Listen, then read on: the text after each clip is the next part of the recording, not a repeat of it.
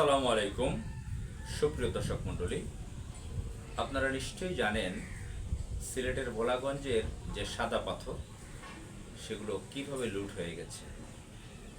পৃথিবীর ইতিহাসে এরকম কোনো পাথর লুটের ঘটনা আর কখনো হয়েছে কিনা আমার জানা নেই। এরকম পাথর লুটের ঘটনা বাংলাদেশেও বা এশিয়া মহাদেশে বা আমাদের সাউথ এশিয়াতে কোনো জায়গায় হয়েছে কিনা এখন পর্যন্ত আমার জানা নেই। ইতিহাসের ছাত্র হিসেবে, শিক্ষার্থী হিসেবে আমার জানতে হবে। তো প্রাকৃতিক সৌন্দর্যের একটা জায়গা সিলেটের ভোলাগঞ্জ, পাহাড়ের পাদদেশে, সেখানে ঝর্ণার পানি প্রবাহিত হয়, খুবই সৌন্দর্য। আমরা ভিডিওতে, ছবিতে দেখে আমাদের মন জুড়িয়ে যায়। সিলেটে আমি অনেকবার গিয়েছি, তবে সেখানে আমার যাওয়া হয়নি। যেরকম জাফলংয়ে গিয়েছি, সাদা পাথর, বিভিন্ন পাথর দেখেছি, সেখানে স্বচ্ছ পানি দেখেছি। মৌলভীবাজার গিয়েছি, হবিগঞ্জে গিয়েছি, মৌলভীবাজারের মাধবকুণ্ড গিয়েছি, সেখানে ঝর্ণা দেখেছি। খুবই সৌন্দর্য আল্লাহর এই সৃষ্টি। তো সিলেটের অনেক সুন্দর সুন্দর জায়গা রয়েছে যেখানে পাথর রয়েছে।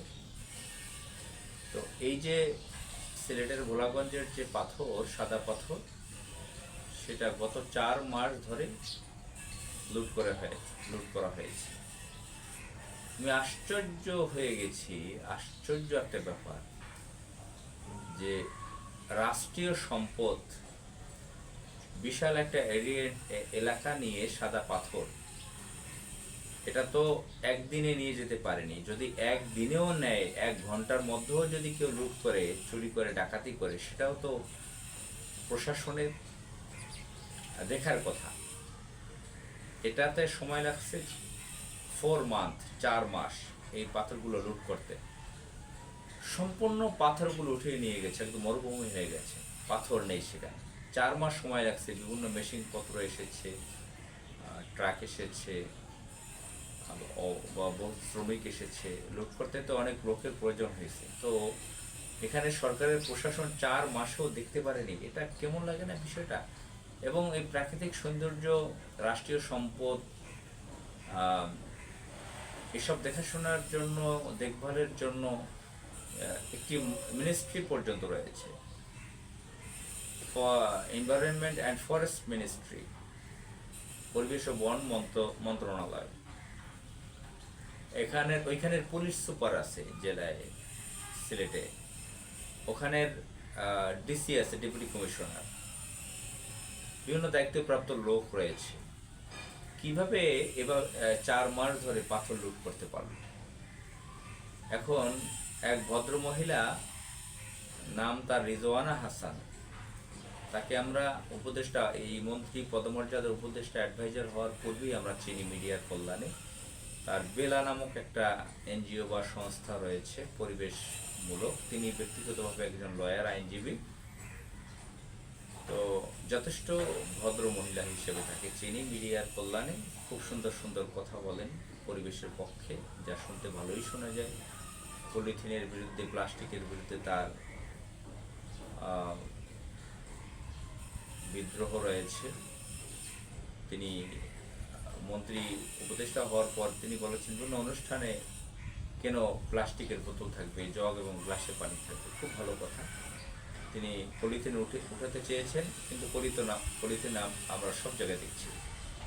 তো তার বিভিন্ন বিষয় নিয়ে বিভিন্ন বিতর্ক আছে। তো যেহেতু আমরা অনেক বছর তাকে মিডিয়াতে দেখেছি পরিবেশের পক্ষে কাজ করছেন, কিন্তু এই যে ভোলাগঞ্জের পাথরগুলো লুট হয়ে গেল, তিনি উত্তর দিচ্ছেন, আমি উপদেষ্টা হয়েও পাথর রক্ষা করতে পারলাম না। এই ধরনের শিশুসুলভ কথা, চাইল্ডদের মতন কথা, অটিস্টিক বাচ্চাদের মতন কথা বললে কি তিনি এড়িয়ে যেতে পারেন? দায় এড়াতে পারেন? তিনি নীতি নির্ধারণী ক্ষমতা রাখেন, মন্ত্রী, উপদেষ্টা, মন্ত্রী পদমর্যাদার একজন আইনজীবী, একটা মিনিস্ট্রি তার আন্ডারে রয়েছে।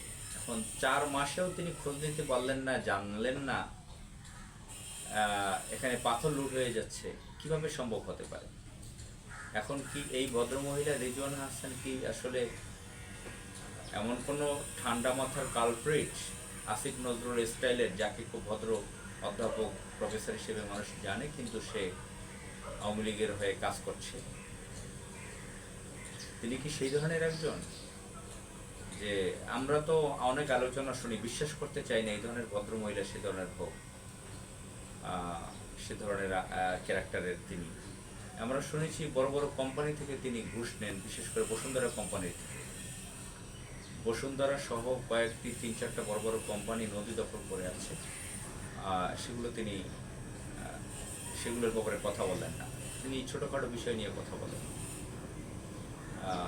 উপরে উপরে কথা বলেন, তলে তলে তিনি টাকা লেনদেন করেন, এরকম শোনা যায় না যে বসুন্ধরা থেকে তিনি নাকি মাসহারা টাকা নেন। আমরা জানি না এই বিষয়টা সত্য, এটা এরকম বিশ্বাস করতে মনে চায় না এই ধরনের ভদ্রমহিলা এই কাজ করেন। তো তিনি সেন্ট মার্টিন নিয়ে অনেক কথা বলেন, এবং সিলেটের ভোলাগঞ্জে এই ঘটনা হয়েছে তিনি কি জানেন না? কীভাবে হতে পারলো এটা? তিনি কি ননসেন্স, অবিবেচক? তিনি কি ফালতু? তিনি কি মির্জাফরের ক্যারেক্টারের? কিভাবে এটা সম্ভব হতে পারলো? এত বড় ডাকাতি বাংলাদেশের ইতিহাসে হাসিনার মতো জঘন্য মহিলাও তো এটা করে নাই, কিভাবে এই কাজটা করতে পারলো? আসসালামু আলাইকুম।